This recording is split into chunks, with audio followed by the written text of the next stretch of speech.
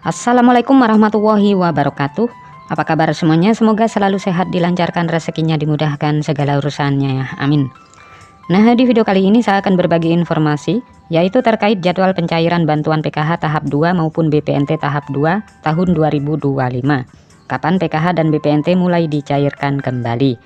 Jadi simak jadwal dan tahapan-tahapan pencairannya ya. Maka dari itu simak terus videonya sampai selesai agar supaya tidak ketinggalan informasinya. Nah, program Keluarga Harapan atau PKH merupakan salah satu program unggulan pemerintah Indonesia yang bertujuan untuk mengurangi angka kemiskinan melalui bantuan sosial. Hal ini tentu memberikan harapan bagi banyak keluarga penerima manfaat KPM ya, yang menantikan bantuan ini untuk memenuhi kebutuhan sehari-hari. Pencairan dana PKH dan BPNT dilakukan secara bertahap. Dana yang telah dicairkan akan masuk ke rekening Kartu Keluarga Sejahtera atau KKS. Adapun KPM PKH BPNT yang dicairkan melalui kantor pos Indonesia. Meskipun demikian, tidak semua KPM menerima dana secara bersamaan ya, karena beda daerah beda jadwal.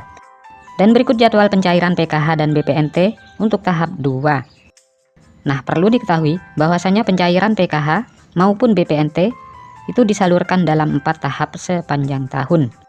Dan berikut ini adalah rincian jadwal pencairan untuk masing-masing tahap ya. Untuk tahap yang pertama itu sudah mulai dicairkan dan hampir merata ya hingga sampai saat ini. Walaupun masih banyak para KPM yang masih belum cair bantuannya.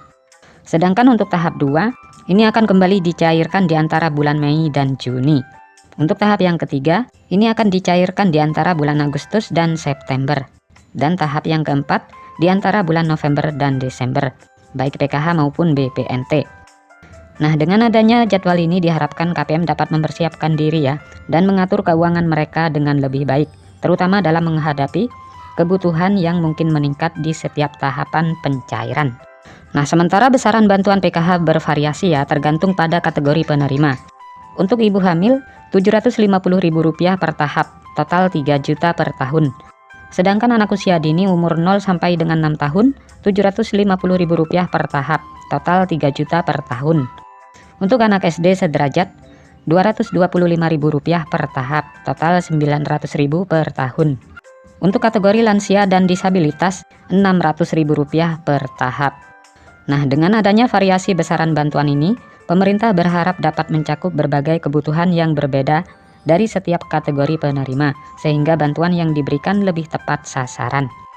Nah, jumlah penerima manfaat PKH tahun 2025, pemerintah menargetkan sebanyak 10 juta KPM sebagai penerima manfaat PKH tahun 2025.